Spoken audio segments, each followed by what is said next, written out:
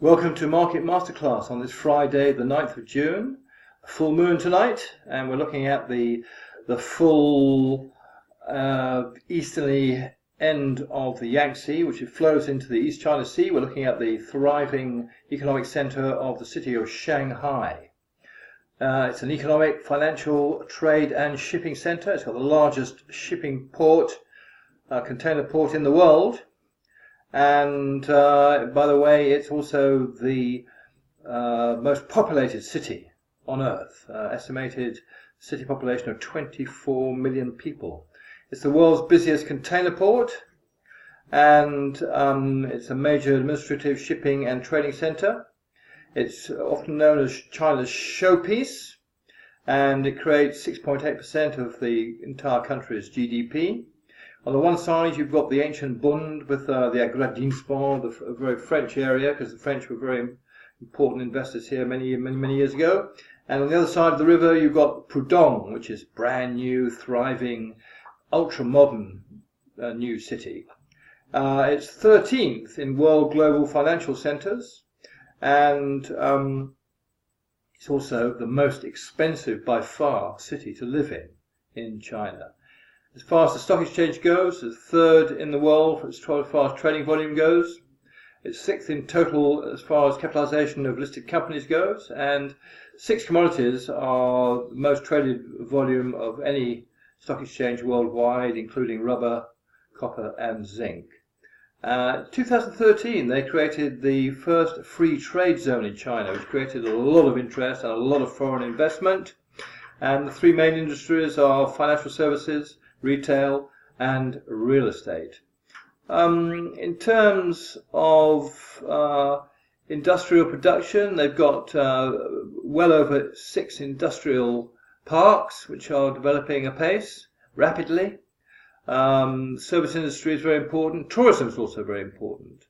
We're talking about, in terms of the financial services, security companies, insurance companies, both Chinese and foreign. They got a major subway to feed the ease of travel around the metropolis, and many roadways, and of course a very major international airport. The first time I went there, we came out of the airport, the taxi drivers looked very suspicious, so we walked into town. It took us 3 hours, but don't worry, the high-speed train takes you there in a very quick time. You don't have to worry about suspicious-looking taxi drivers anymore. That's just on the side. In terms of its contribution to China, 10% of China port cargo throughput comes through the busiest container port in the world. 25% of imports come via Shanghai. 12.5% of total China revenue comes into Shanghai, and 8.3% of China's gross industrial output is still part of the Shanghai industry.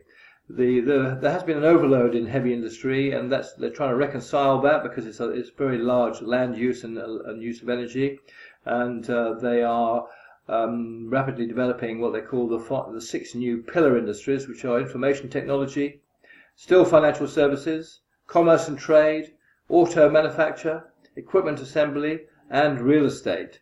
In the past, it has also been automobile center, electronics and communication equipment, petrochemicals, steel products, steel equipment assembly, and biomedicine has always been very important. Agriculture is very important in the surrounding metropolitan area.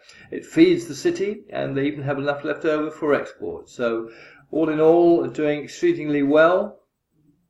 And as I say, it's China's showpiece, and it's booming, and as I said, it's known as the showpiece of China, and it reflects an entire country which is on the up and up, and is often referred to as the up and coming economy of the next century, or the current century, I should say. So that's Shanghai at the mouth of the Yangtze River, flowing into the East China Sea. That's the end of our 5 economies along the Yangtze River.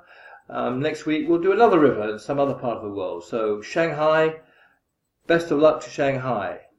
I hope you found that useful and interesting. Bye for now.